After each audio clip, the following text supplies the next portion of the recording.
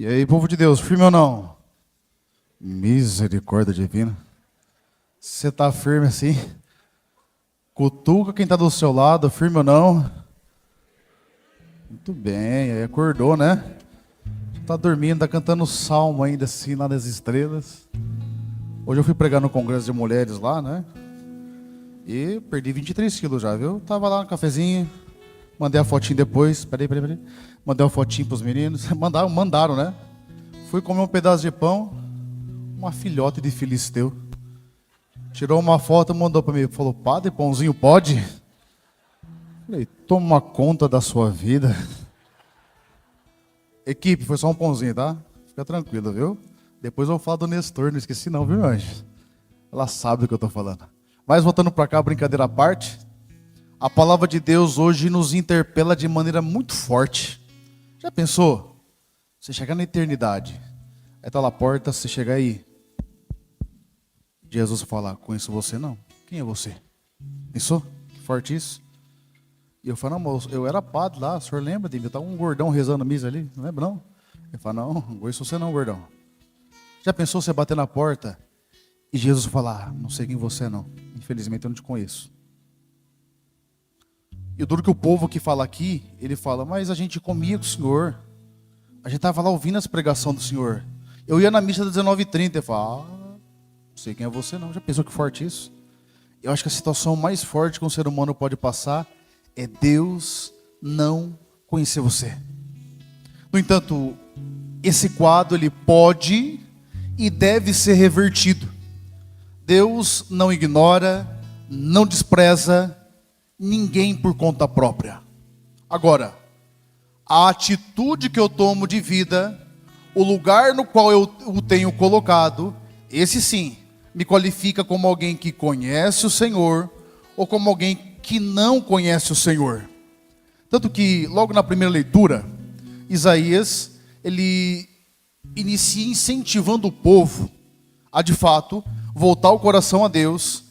E ele fala que Deus não é um Deus que nos conhece de maneira superficial. Aqui vai dizer que ele conhece o nosso coração e conhece as nossas obras. Ou seja, só para entender, todas as vezes que, sobretudo no Antigo Testamento, a palavra conhecer aparece, também no Novo Testamento, mas no Antigo de maneira mais intensa, é diferente da compreensão que nós temos de conhecimento. A nossa compreensão é grega, deriva dos gregos, e portanto é uma compreensão que ela fragmenta. Então, como que nós compreendemos a vida? Sobretudo se olharmos, por exemplo, a antropologia paulina, nós somos corpo, alma e espírito.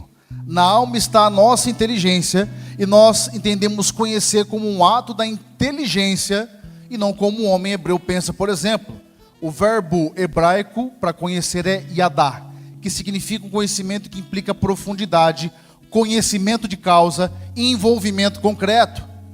Você que participou da Santa Missa no dia 22, celebrando Nossa Senhora Rainha, quando na anunciação do anjo ele aparece para Nossa Senhora e diz, ave cheia de graça, o Senhor é contigo.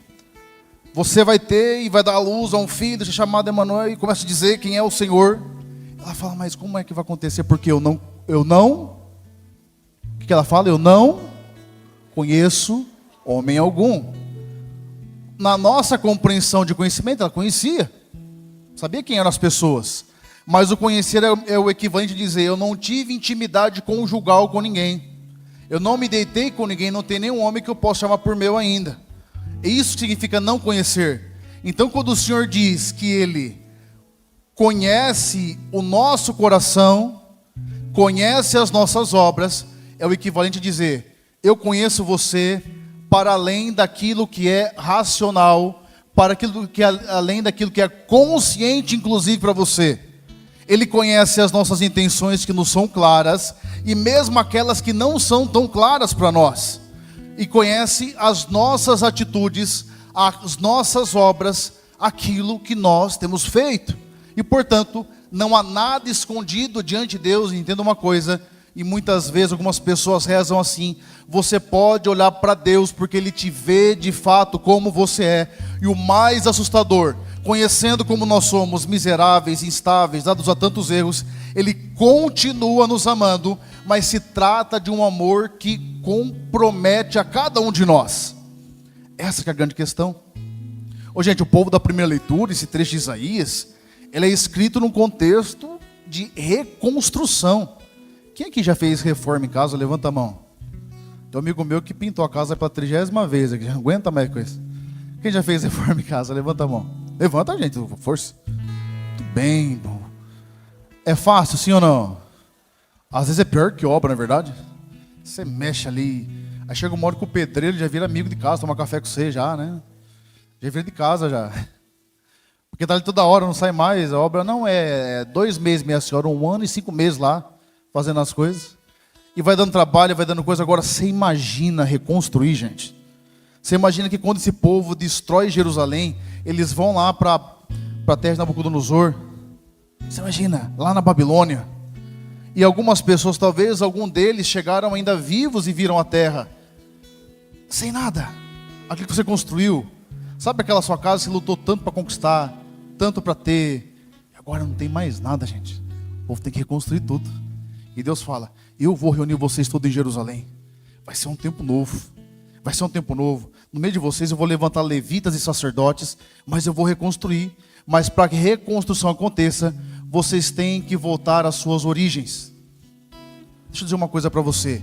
Enquanto você não voltar às suas origens, e aqui voltar às origens não é voltar simplesmente ao lugar onde você saiu fisicamente, nem ao lugar de compreensão que um dia você teve.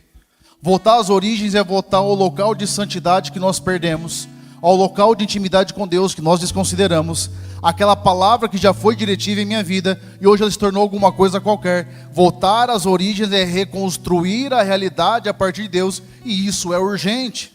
Porque tem muita gente reclamando de Deus o que está acontecendo na vida, mas nunca perguntou, nunca rezou para Deus aquilo que está fazendo hoje. E como é que você quer pedir que Deus resolva alguma coisa que você mesmo criou, que você mesmo fez, que você mesmo foi, que você não submeteu à palavra, não submeteu ao Senhor? E isso tem todas as chances de dar errado. O problema é que a maioria das coisas vão dando certo, não é verdade? Vão dando certo, vão dando certo, vão dando certo. Aí nós vamos nos perdendo e chega um momento que nós não achamos culpado, e nós achamos que o culpado é sempre Deus. É o que acontece com a história do povo. O povo caiu no exílio, mas na cabeça deles era uma punição de Deus. E foi. Mas por quê? Como consequência da desobediência, aquilo que fizeram de errado. É por isso que no primeiro momento Deus nos chama a atenção e fala: olha, presta atenção. Volta a viver aquela vida atenta a Deus que você foi chamado a viver e que você desconsiderou. Volta a viver aquela vida em Deus que você desanimou por causa de líder religioso, por causa de internet, por causa de televisão, por causa de desânimo, por causa de briga. Volta porque não é entre você e as pessoas, entre vocês e mim, é entre vocês e Deus. Essa é a grande questão. Se nós não voltarmos, não, mas eu vou rezar para Deus desse jeito. Ele não quer a sua oração desse jeito. Não que Deus, Ele não vai te escutar. Ele não vai te atender enquanto você não fizer a coisa certa do jeito certo. Tem um porquê dele ter na sua palavra indicado a maneira pela qual ele quer ser adorado, a compreensão que ele tem de obediência, porque é esse jeito que você acessa a Deus e não a outro. É por isso que hoje volta para suas origens, pensa nisso, olha, eu preciso ser aquele homem, aquela mulher que rezava mais, ou se nunca rezou, eu preciso voltar a rezar, e eu preciso começar a consagrar a Deus aquilo que é dele, a começar a ordenar a minha vida de fato. Essa é a palavra fundamental. Repita isso comigo: eu preciso urgente ordenar a minha vida. A gente sabe que isso é fundamental. O que é ordenar? É dar ordem, organizar a vida, ordenar os pensamentos. Sabe que a maior dificuldade na direção espiritual é que a maioria das pessoas não sabe o que é direção. O ideal normalmente é um aconselhamento que não tem base. Mas a parte principal da direção se chama ordenação de pensamento e atitude, porque o pessoal vem com um pensamento todo confuso. Todo confuso. Começa a compreender a finalidade com o meio, o certo com o errado, e começa a arrumar briga por causa dos motivos errados. E a primeira coisa que Deus vai fazer quando você se voltar para Ele é trazer ordem, colocar cada coisa no seu devido lugar, Deus no lugar de Deus, as pessoas no lugar das pessoas e as coisas no lugar das coisas. Esse é o devido ordenamento. Se nós tivéssemos clareza, dava certo. O problema é que por não ter esse ordenamento, qualquer problema tumultua a sua vida, tumultua a sua história, porque você não tem clareza. Você não sabe para onde você está indo. É por isso que no Evangelho aqui, a pergunta que esse homem faz, todos nós temos essa dúvida. Não temos da salvação? Sim ou não? Uma hora você começa a se pensar, não é verdade? Depois que você vai dobrando o cabo da Boa Esperança ali, ó, já passou a umidade. Sabe aquela fase que você pôs o pé no chão, se não doeu nada, que Deus levou? Você começa a pensar, o que vai ser de mim?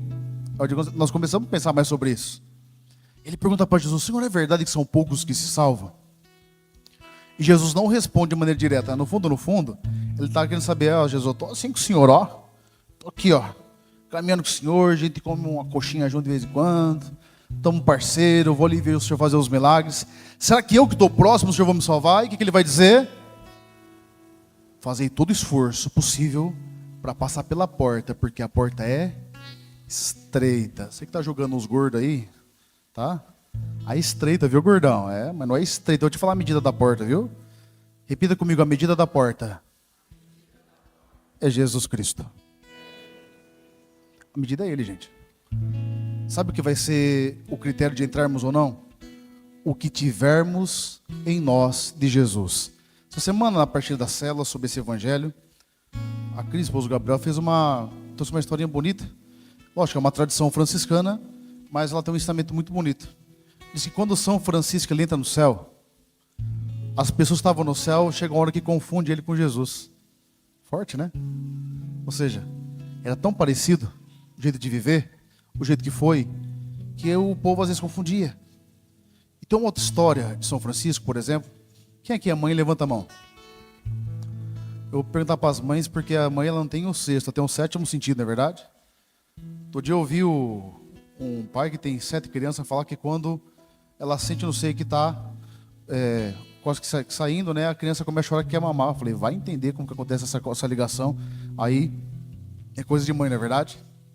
Se o teu filho pode estar a barulheira que for, se a tua criança chorar, você escuta só a sua criança, sim ou não? É isso, assim que mãe é. Uma mãe reconhece o filho mesmo que ele esteja no máximo de desumanidade. Se ela olhar, ela sabe qual é o seu. Sabe que uma vez São Francisco ele andava como mendigo. Hoje os freis usam aquela roupinha marrom, ela é bonita, não é verdade? Bonita, anda com os conselhos evangélicos aqui naquele cordãozinho, bonita a roupa. Só que na época de Francisco era a pobreza de fato. Pobreza de fato. E ele tinha um negócio com ele. Não podia ver um pobre mais pobre que ele. Se ele visse algum pobre mais pobre que ele dava o que ele tem para que ele ficasse mais pobre. Parou pra pensar nisso? E uma vez ele, parado assim, a mãe de Francisco passa por ele e não o reconhece. Mas por quê? Porque já estava parecido demais com Jesus. A nossa vida, a grande questão é, será que eu tenho parecido com Jesus, gente? Se olhando para a sua vida, você consegue perceber semelhança com o Senhor? Na maneira como você se relaciona com as pessoas. Na maneira como você responde às indagações que lhe são feitas. Na maneira como você vai concretizando e alimentando os seus valores, o que é que tem de fato de Jesus em nossas vidas. É essa a questão que vai fazer que nós passemos ou não nessa porta que é estreita. A grande questão, a medida é Jesus e tudo aquilo que Deus disse através dele, porque como vai dizer São João da Cruz, não tem nada mais para ser dito. Tudo que Deus queria dizer para cada um de nós, Ele nos disse em Jesus. Então é preciso olharmos para Ele, e ao olhar para Ele, olharmos para a nossa vida e pedir para Ele a graça de que as atitudes, o jeito dele, o sotaque de Jesus esteja em nossas vidas. Mas sabe por que dá errado conosco, gente? Desculpa dizer, nós somos um povo muito preguiçoso, sabia disso aí? Muito preguiçoso. Muito preguiçoso. Sabe o que acontece às vezes aqui quando eu estou com tempo? Eu contei para vocês semana passada os mandamentos, né? Quando eu estou na confissão, a ver só tem um pouquinho só, eu pergunto, fez exame de consciência? Eu sei que ela não fez. Eu fiz. Eu falo, quais são os 10 mandamentos? A pessoa não sabe. Eu falei, meu anjo, como é que você vai confessar? Ô serva de Deus, servo de Deus. Se você não sabe os mandamentos, você vai ter papo comigo e levar uma pipoca, pelo menos. Não é? Como é que você vai confessar se não tem referência? Aí a gente fica preocupado porque não sabe o projeto de Deus a nosso respeito. Mas como é que você quer saber o projeto de Deus a seu respeito, você não faz o básico? O mínimo do mínimo do mínimo, mínimo, gente, o marmanjo, quem vocês estão? Barbado. Grande já, pai, mãe, vovó. Era no mínimo você ter consciência do básico para fazer o que é de Deus. Mas a gente acha que não precisa. A gente acha que aquela pregação no YouTube que eu vejo tá bom. Aquela pessoa que eu sigo, a música que eu ouço, tá da hora, tá legal. Não é desse jeito. Deus não vai dar revelação a ninguém, conceder nada a ninguém que não demonstre interesse por aquilo. O interesse que nós temos pelas coisas de Deus, pela sua palavra, procurando Ele, é o que de fato aproxima ou não o Senhor de nós. Agora, não tem interesse nenhum, não rezo, às vezes nunca abriu uma Bíblia. Não vou nem falar de catecismo. Aí nós não temos acesso. Como é que você quer conhecer a vontade de Deus se você não lê a palavra que é dele? Essa que é a grande questão. E tem gente que nunca leu. São 73 livros. Pai, nossa, para dar um monte de livro. Mas tá bom, mas depois de uns anos não dá, né, gente? É ou não é? Dá pra gente se voltar à palavra. Porque se você não fizer isso, você vai passar por essa vida sem saber o que Deus quer para você, porque você não conhece o plano dele. Como é que você quer trabalhar na obra de Deus se você não sabe aquilo que ele quer? Não é? Quando você vai trabalhar, você tem uma demanda para cumprir, sim ou não?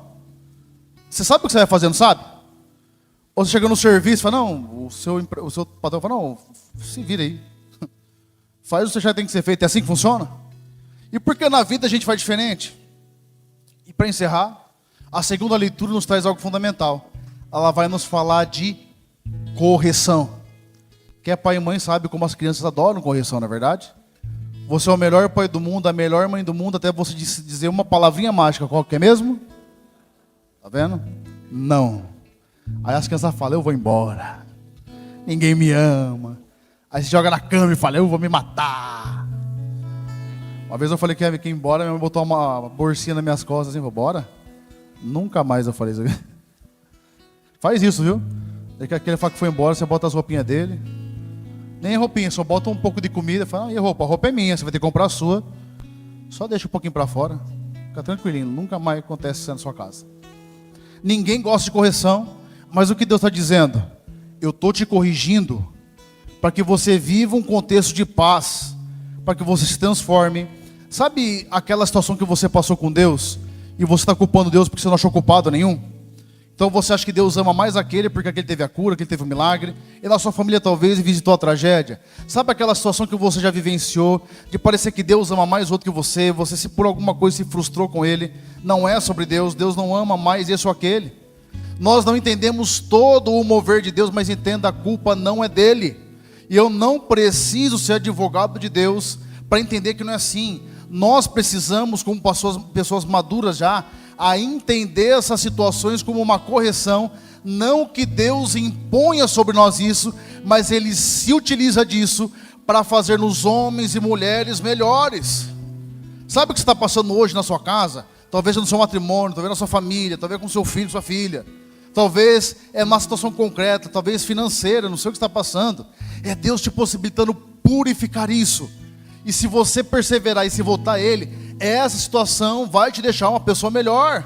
É por isso que hoje você precisa tomar posse daquilo que é de Deus na sua vida, gente. Você precisa se movimentar. Olha, nós temos falado há um tempo aqui do projeto de santidade. A coisa mais linda é uma família que começa a procurar Deus pelos motivos certos. Por exemplo, quantos aqui não se confessam porque nem tem consciência do pecado, gente? Às vezes você falta da missa, vai, comunga do mesmo jeito, não está nem aí. E não é nem por mal, você não sabe, nunca fez isso. Quantas coisas nos afastam, nos tiram da comunhão. E não é porque a igreja é algo duro que fica te privando, não. É porque Deus tem uma meta alta e você tem que tomar posse hoje daquilo que é de Deus na sua vida, senão não vai mudar. Entenda uma coisa, eu tenho falado para vocês muito isso, existe uma palavra chamada liberdade. Deus não vai fazer por você aquilo que eu e você podemos fazer. Ele não vai dizer sim ou não, é você que diz sim ou não, é você que toma atitude. Sabe o que é interessante isso? Quando Deus nos concedeu o dom de uma liberdade inviolável, o responsável por aquilo que acontece na minha vida sou eu, é você. O jeito que você está aqui hoje, você é o responsável. Agora, se você toma a atitude de ir além, de procurar, falar, não, eu vou ser melhor, eu vou colocar oração na minha vida, eu vou voltar a ler a palavra do meu jeito, mesmo que no primeiro momento eu não entenda, mas eu vou ler, eu vou procurar os sacramentos, eu vou participar mais da Santa Missa, algo vai mudando dentro do seu coração, a vida vai sendo transformada. Já pensou? Uma família que volta a rezar, uma família que reza o terço unida, gente, coisa mais linda. Você que tem as suas crianças, sabe o que a sua esposa espera de você, homem? Que você seja um homem de fé. Ela te cobra muitas vezes porque ela quer te admirar, você sabia disso? Elas não vão falar isso para você, talvez fique até sem graça, mas a pior coisa que pode acontecer no relacionamento conjugal é a mulher perder a admiração por você. Quando ela não consegue mais te olhar com admiração, como o meu marido, aquele homem que é um homem de Deus, que tem valor, que tem princípio, que trabalha, que luta. Tô certo ou não, mulher? Sim ou não? Fala mais firme, eu tô dando ajuda para vocês, sim ou não? Pelo amor de Deus, pode ser frouxo em nome de Jesus, pode fazer todo o serviço aqui. E vocês, homens, se uma mulher te incentiva, cuida, te ama de verdade, tá com você no que você faz, você valoriza, sim ou não? Ó, os homens já mais espertos, é isso aí, meu termo. Nós somos demais, é por isso que nós somos melhor que vocês, né? Somos nada. Ô gente, assim que funciona, um exemplo prático. Mas se você é vivenciado direito, tudo transforma. Por isso hoje eu queria convidar você a rezar de maneira diferente. Normalmente nós rezamos pedindo alguma coisa apenas, não é verdade? Você pede isso, pede aquilo outro. Agora você vai tomar posse daquilo que é de Deus na sua vida. Nós vamos tomar posse da graça, da ação de Deus. Mas eu quero que você tome posse desse jeito de viver de Jesus. Que você tome posse dessa vida nova. Que você, homem, seja o primeiro a puxar a oração na sua casa. Que você, homem, por exemplo, quando for comer, seja você que fala, agora nós vamos rezar para abençoar os alimentos. Seja você que durante o dia fala assim, agora aqui na minha casa é a oração do terço, tá? 15 minutinhos não vai acabar com a sua vida, mas vai unir sua família. É a coisa mais linda que tem. É preciso que esse tipo de atitude vai entrar em nossas casas, a vida sacramental, a vida em Deus, para que de fato Ele participe, Ele vai reconstruindo tudo. Se você colocar Deus em primeiro lugar da sua vida, as pessoas no lugar das pessoas, as coisas no lugar das coisas, a sua vida será toda transformada. E mesmo você que fala, padre, mas eu já fiz muita coisa errada. Deus é capaz de restaurar tudo, desde que você permita. Por isso vai se levantando. O que é que você queria tomar posse de Deus na sua vida hoje? O seu coração. Sabe que quando você foi batizado, você recebeu de Deus todas as graças já. No mundo espiritual você recebeu tudo já. A fé de expectativa é uma fé que faz com que eu tome posse, já no tempo, daquilo que é de Deus. Nós vamos cantar para Deus em que nós tomamos posse. Nós vamos dar um passo na fé. Você não vai apenas pedir, mas você vai já tomar posse daquilo que é de Deus, e você vai sair daqui agradecendo a Deus por aquilo que você crê que Ele já fez. Seja uma enfermidade, seja uma questão financeira, seja o seu matrimônio, seja o que for. Feche os seus olhos no primeiro instante e vai colocando nesse momento aquilo que você quer colocar nas mãos do Senhor, na sua vida, na sua história. Vai pondo mesmo aquilo que de fato precisa ser transformado, mudado, renovado, revigorado. Vai colocando na presença de Deus. E nós vamos cantar com muita fé, proclamando que bênçãos são derramadas a cada instante. Juntos? Bênçãos são derramadas a cada instante. Força, povo, há sempre um novo milagre. Há sempre um novo milagre para acontecer. Proclama isso, Deus quer quebrar as cadeias. Deus quer quebrar as cadeias, romper as correntes. Quer libertar e curar. Quer libertar e curar todo aquele que crê. Por isso proclama isso, lá em cima, eu tomo posse. Eu tomo posse da graça de Deus. Tomo posse, povo. Tomo posse da cura, Senhor. Tomo posse da bênção de hoje. Canta pra Ele, toma posse, é sua. Eu tomo posse da graça de Deus. Tomo posse da cura, Senhor. Tomo posse da bênção de hoje. E você que já tomou posse dessa bênção, dessa graça, dessa presença, nós vamos proclamar com fé aquilo que cremos. mas sabendo que nós já saímos aqui hoje com as mãos cheias, fartas daquilo que Deus já nos concedeu. Professemos a nossa fé.